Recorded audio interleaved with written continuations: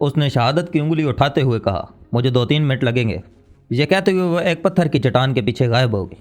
ہم چند قدم آگے چل کر 2 صاف پتھروں پر بیٹھ گئے۔ راجے ایک بات کہوں، سردار نے موضوع گفتگو تبدیل کیا۔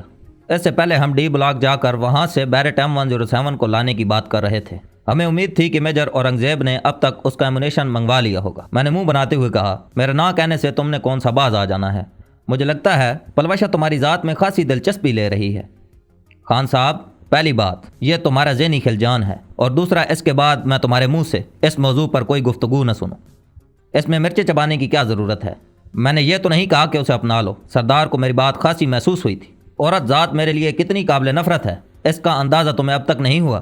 اچھا ٹھیک ہے یار، چھوڑو اس موضوع کو۔ یوں بھی تم میں پہلے والے ہسمکھ، اخلاقی اور ٹھنڈے مزاج والے ذیشان کی کوئی بات ہی نہیں باقی۔ میں جا رہا ہوں، اپنی باجی صاحبہ کو ساتھ لیتے آنا، اخلاق سے آری لہجے میں کہتے ہوئے میں آگے بڑھ گیا۔ اس کے بعد انگور اڈے تک وہ میرے قریب نہیں آیا تھا۔ وہ اور پلوشہ 20-25 قدم کا فاصلہ رکھ کر میرے پیچھے پیچھے چلتے رہے۔ وہ نالا بتدریج گہرائی میں اترتا چلا گیا۔ نالے کے اختتام پر پہاڑی ختم ہو رہی تھی اور کلومیٹر بھر کے فاصلے پر انگور اڈے کی آبادی نظر آ رہی تھی۔ بلا شبہ پلوشہ ہمیں نہایت مختصر رستے سے وہاں تک لے آئی تھی۔ گھڑی پر نگاہ دوڑائی تو 10 بجتے دکھائی دیے۔ آبادی شروع ہوتے ہی وہ دونوں تیز قدموں سے چلتے ہوئے میرے قریب آ گئے۔ مسلسل چلنے کی وجہ سے پلوشہ کی چال میں بھی لنگڑاہٹ کم ہو گئی تھی۔ کمانڈر نصر اللہ خان خوجل خیل کی بیٹھک میں جائیں گے؟ سردار نے میرے قریب آتے ہی پوچھا۔ جی ہاں، اور محترمہ کو اب خدا حافظ کہہ دو۔ اگر میں سفارش کروں کہ صبح تک یہ ہمارے ساتھ رہے گی، کوئی ضرورت نہیں۔ میں بفر گیا تھا۔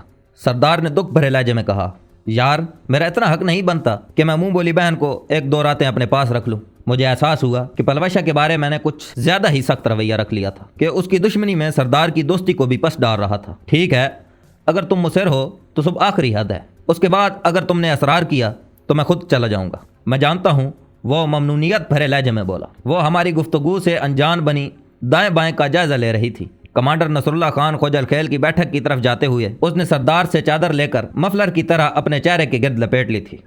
مجھے لگا وہ کسی سے اپنی شکل چھپانا چاہ رہی ہے۔ اس کا یہ انداز مجھے کافی مشکوک لگا تھا، لیکن میں نے کچھ کہنے سے گریز کیا تھا۔ بیٹھک کو تالا لگا تھا، جس کی ایک چابی ہمارے پاس بھی تھی۔ تالا کھول کر ہم اندر داخل ہوئے۔ دروازہ کنڈی کرتے ہی اس نے چہرے کے گرد لپٹی چادر کھول لی۔ سردار نے کہا، میرا خیال ہے کمانڈر نصر اللہ کو تکلیف دینے کے بجائے بازار سے کھانا منگوا لیتے ہیں۔ نہیں، میں نے نفی میں سر ہلایا۔ اگر اسے معلوم ہو گیا تو بہت برا مانے گا۔ تو اس نے سوالیہ انداز میں کہا، تو یہ کہ اسے بلا لیتے ہیں۔ یہ کہہ کر میں بیٹھک سے باہر نکل کر اس کے گھر کا دروازہ کھٹکھٹانے لگا۔ دروازہ کھولنے والا وہ خود تھا۔ پرتپاک معانقے کے بعد اس نے میری خیر خیریت پوچھی۔ الحمدللہ محترم، ہم دونوں بالکل ٹھیک ہیں۔ میرا خیال ہے کھانا لے آؤں؟ جی ہاں، اگر تیار ہے تو۔ بالکل تیار ہے، اس نے قطع کلامی کرتے ہوئے کہا۔ اچھا، ہمارے ساتھ ایک مہمان بھی موجود ہے۔ خوش آمدید، میری خوش قسمتی، اس نے خوشی کا اظہار کیا۔ بیٹھک میں آ کر میں نے سردار کو کمانڈر نصر اللہ خان کی آمد کا بتایا۔ پلوشہ نے ایک مرتبہ پھر چہرے کے گرد چادر لپیٹ لی۔ میری طرح سردار کو بھی اس کا یہ فعل عجیب لگا تھا۔ وہ پوچھے بنا نہیں رہ پایا۔ چہرہ چھپانے کی کیا ضرورت آن پڑی؟ وہ اطمینان بھرے انداز میں بولی، کیونکہ کمانڈر نصر اللہ خان میرا استاد ہے اور میں نہیں چاہتی کہ وہ مجھے پہچان لے۔ استاد؟ سردار کے لہجے میں حیرانی تھی۔ لمبی کہانی ہے، پلوشہ نے جواب دینے سے گریز کیا تھا۔ اسی وقت کمانڈر کھانے کے برتن لیے نمودار ہوا۔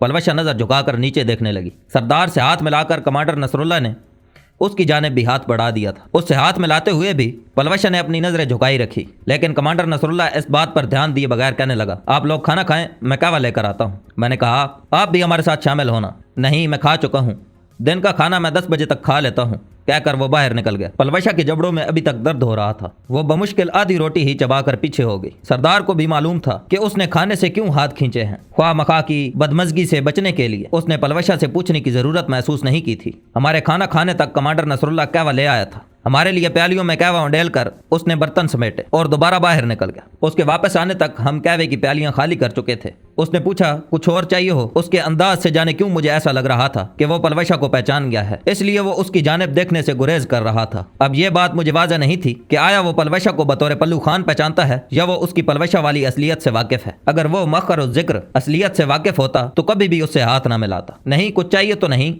البتہ یہ آپ ساتھ لے جائیں۔ میں نے اپنے اور سردار کے تھیلوں سے کلاشنکوفیں نکال کر اس کی جانب بڑھا دی۔ وہ مستفسر ہوا، ان کا کیا کرنا ہے؟ یہ مال غنیمت ہے، ہم نے قبیل خان کے آدمیوں سے چھینا ہے، مزید کمانڈر عبدالحق سے پوچھ لینا۔ سمجھ گیا۔ तीनों हथियार और कहवे के बर्तन उठाकर वो बैठक से निकल गया। मुझे तो सख्त नींद आ रही है। चारपाई पर लंबा होते हुए मैंने सरदार को कहा, अगर तुमने भी लेटना है तो दरवाजा अंदर से कुंडी कर देना। सरदार ने कहा, नहीं, हम बाजार तक जा रहे हैं। ठीक है कहकर मैंने आंखें बंद कर ली। चंद लम्हों में मैं गहरी नींद में सो गया था। दरवाजा खुलने की आवाज से मेरी आंख खुली थी। इससे पहले कि मैं उठकर आने वाले का जायजा लेता, मेरे कानों में सरदार की आवाज पड़ी। वो पलवशा को कोई बात कह रहा था। उठने का इरादा तर्क करके मैंने फिर से आंखें बंद कर ली। आपका दोस्त तो अभी तक नहीं जागा। चारपाई की चरचराहट के साथ पलवशा की आवाज उभरी। सारी रात जागता रहा है, 5-6 घंटे तो सोएगा ना। सारी रात क्यों जागता रहा है? पलवशा की आवाज में हैरानी थी। मालूम नहीं, सरदार ने जान छुड़ाने वाले अंदाज में कहा। अच्छा भाई, मेरी दरख्वास्त पर गौर किया कि नहीं? देखो पलवशे, मैं अपनी मजबूरी तुम्हें बता चुका हूँ। अगर ये मुमकिन होता तो मुझे भला क्या मसला था? इसमें नामुमकिन की क्या बात है? अगर कहें तो मैं आपके दोस्त से बात कर लेती हूँ, बल्कि मैं कबील खान की मौत के बाद उसे कत्ल करने का इरादा भी मुलतवी कर दूंगी। सरदार ने उसे झड़का। तुम्हारी इन्हीं बातों से वो चिढ़ता है।